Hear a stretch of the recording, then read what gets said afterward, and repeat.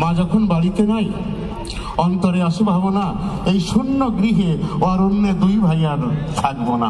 জাহাঙ্গীরনগর বিশ্ববিদ্যালয়ে মেয়েদের আবাসিক হলের একটি কক্ষ থেকে নারী বেশধারী একজন বহিরাগত যুবককে আটক করেছে হল কর্তৃপক্ষ। আটক যুবকের নাম আশরাফুল ইসলাম পারভেজ ওরফে যাযাবর পারভেজ।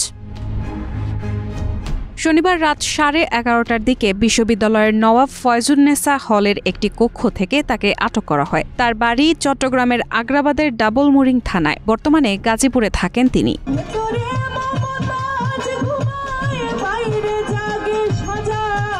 ওই যুবককে আটকের পর তাকে শাড়ি ও টিপ পরিয়ে দেন ক্ষুব্ধ শিক্ষার্থীরা।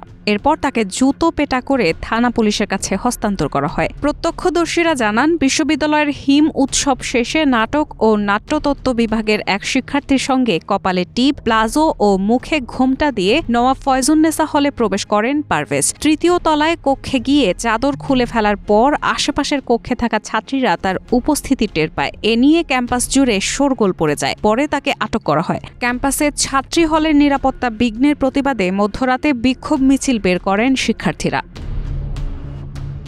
আটক পারভেজের পরিচিত ওই নারী শিক্ষার্থী বলেন, আমরা উভয়েই ভালো বন্ধু। হিম উৎসবে সে এসেছিল। রাতে থাকার জায়গা না থাকায় তাকে হলে নিয়ে এসেছি। আমরা কেউ আপত্তিকর অবস্থায় ছিলাম না।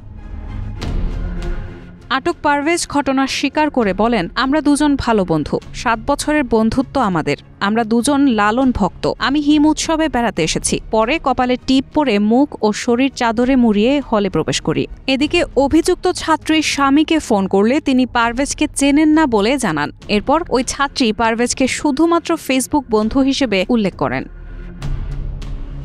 এ বিষয়ে বিশ্ববিদ্যালয়ের প্রক্টর অধ্যাপক AKM রাশিদুল আলম বলেন, ছেলেটিকে পুলিশে হস্তান্তর করা হয়েছে। তার বিরুদ্ধে রাষ্ট্রীয় আইনে ব্যবস্থা নেওয়া হবে। আর অভিযুক্ত ছাত্রীকে বিশ্ববিদ্যালয়ের আইনে শাস্তির মুখোমুখি করা হবে। রায়হানা মুন, প্রবাস খবর।